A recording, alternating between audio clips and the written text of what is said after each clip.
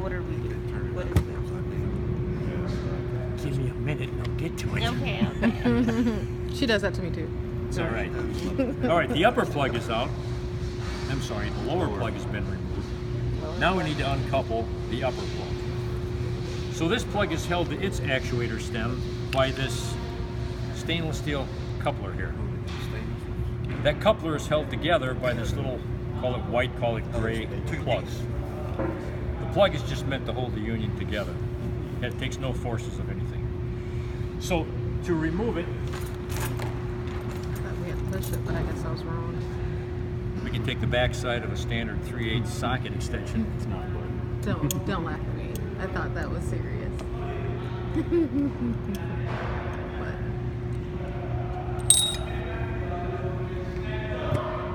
Slide collar falls away. That's a safety cup have an issue with pressure. Can't point pushing that. Well, these two halves here. So this would need to Yeah, be these surround replaced the quite coupling. often. So these take the because it's forces. plastic. Slide coupler holds And it looks like these it's balding. together, and then the black or the white plug just holds everything Definitely together. different than the SPX. Yeah. Oh, there's a lot of It's parts. easy to take it Oh, down, gosh. but put it together probably is. Right, you got to remember what you're doing. Yeah. They've got a bushing in the SPX version that goes down on that steel. Jenna, remember all of that Sometimes it's like stuck on it. Sometimes Your it's video. loose. We've put valves back in, 20 valves in. Like, why do we have a bearing out? Yeah. It's not a good So is thing. any of these loose parts scare me right now? Very Rebuild. much so. Let's look at all these Well, extra parts here. It is a 5-part collection to hold that upper plug together. And sometimes your these way. things naturally tend to seek out the nearest trench drain. Yep. The rest is actuator. Now,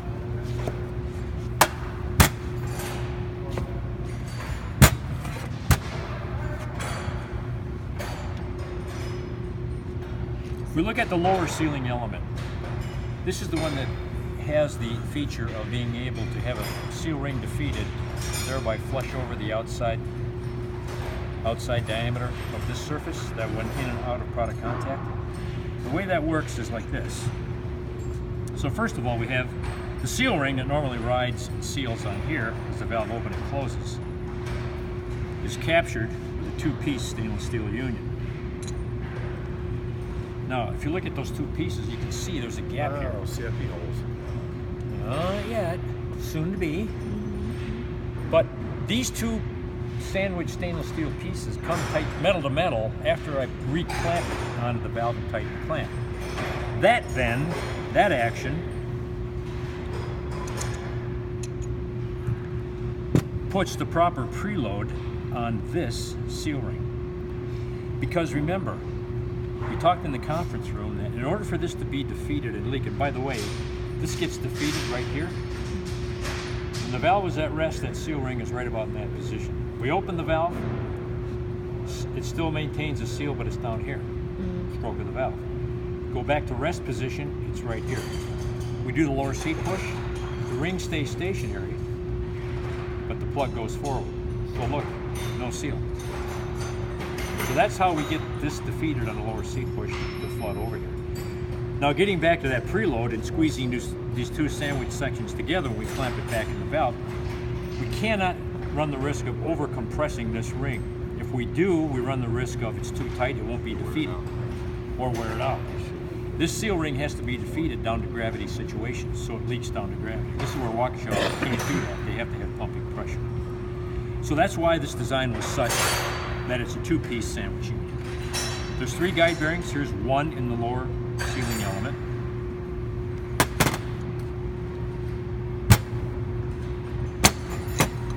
Roller bearings in there. Here's the upper sealing element, which will fit up here when the valve is assembled. Guide bearing number 2. And then there's a 3rd one behind this lip seal, because this stem slides through here. So we need to prevent metal to metal at that point. Now, replacement of the valve seats. Well, first of all, let me show you. I'm going to do the upper.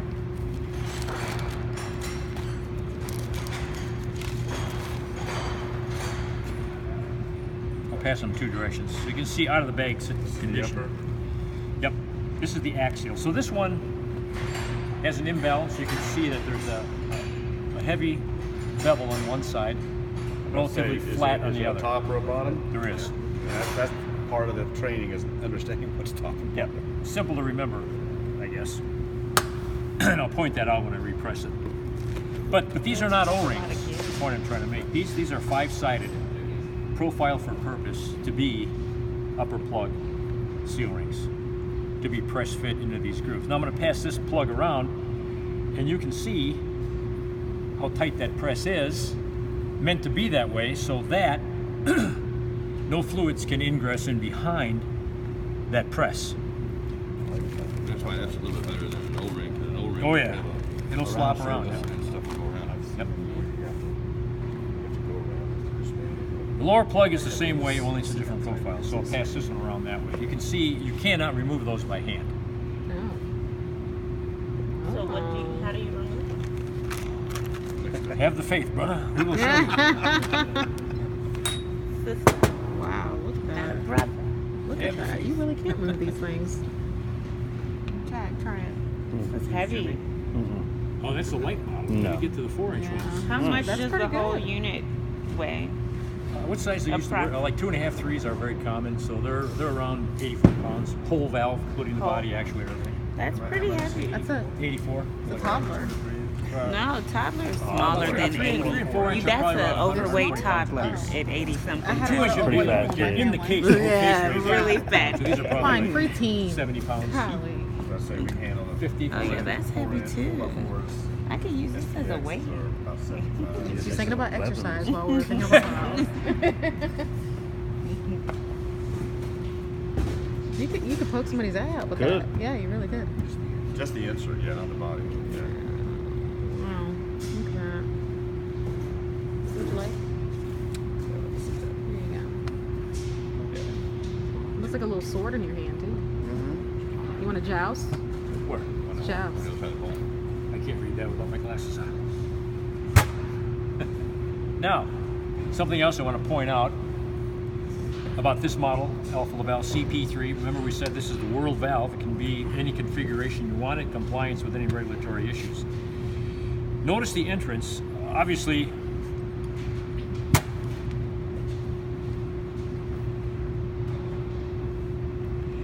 that's about the correct spacing between the seats when it's installed.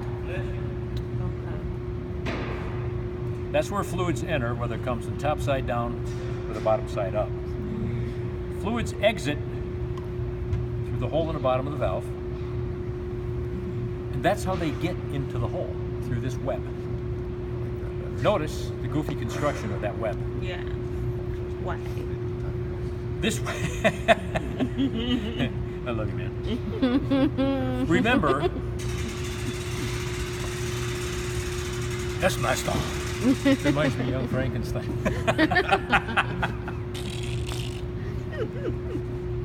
That we said these are vacuum generating valves, which means we cannot ever tolerate any plug up of the vent that might create a back pressure, thereby defeating negative pressure. So the design of this web, especially with a small port vent as opposed to the PMO dairy model full port vent, was super critical to make sure that the contours and caves, bell shapes, knife edges, etc., were such that everything would stream out as it came in, up through 145 psi. You can imagine the inrush of fluids at 145 psi.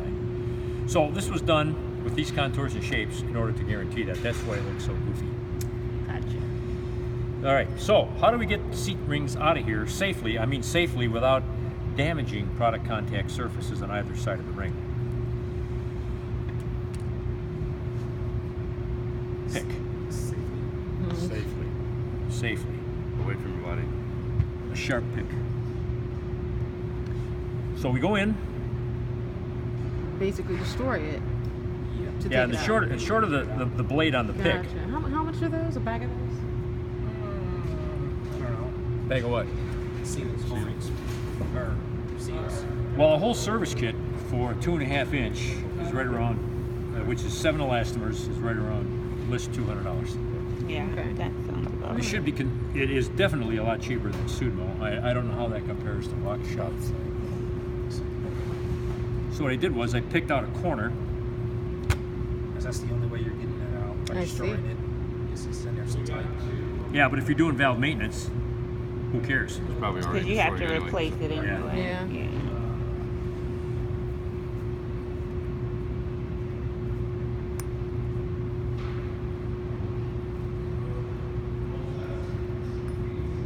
You can see how tight that was in there. Mm-hmm.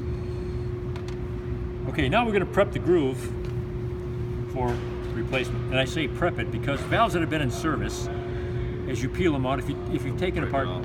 yeah, there might be some flakes. Gotcha. So we need to clear that out.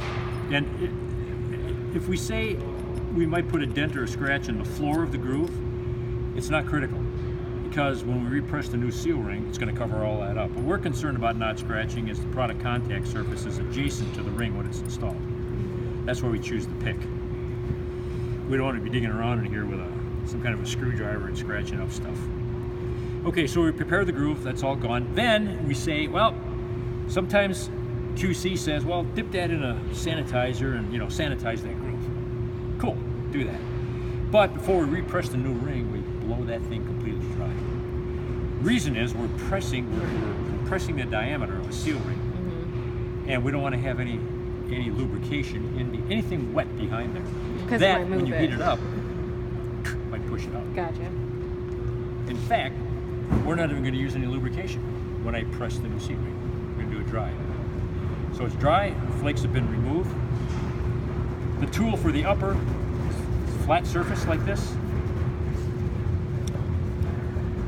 it is etched on the bottom, upper plug, C-tool. Oh, so the tool is right there. Handy dandy.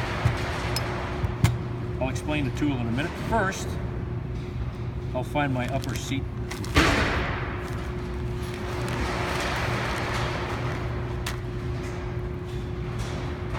I'm going to flip the plug over because it's easier to fit the ring. Then I'll inspect the ring. Remember, this is the one we said had the orientation because it's axial. One side has a bevel, one side is flat. Upside down like this, the flat side faces up. I fit the ring over the throttling edge of the plug, and then I'll just simply pull it down with my fingertips directly over the groove. No lubrication. The tool is a backup piece and the pneumatic piece, which has a short traveling piston, Oh, cool. air cylinder, kind of like a little air actuator all by itself, and the air inlet fitting. So I make sure the tool is retracted. Fit the tool parts together, clamping them together.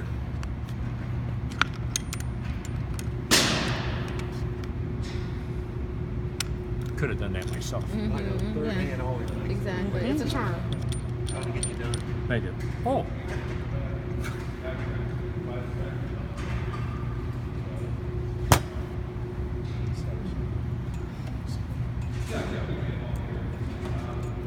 Fit the airline.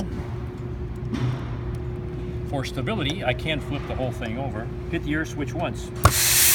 If it leaks, just do it again until it quits leaking. Sometimes these tools sit around and are not moved, so lubrication kind of runs off.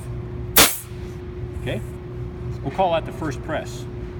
The manual says, all right, the seal ring should have done, or the tool should have done its job, but to be sure, we'll just rotate once and once more. The logic behind that is that the air inlet is off center, so by rotating after first press a couple times, you bring more surfaces of the seal ring in line with the direct input of compressed air. At least that's my summarization there.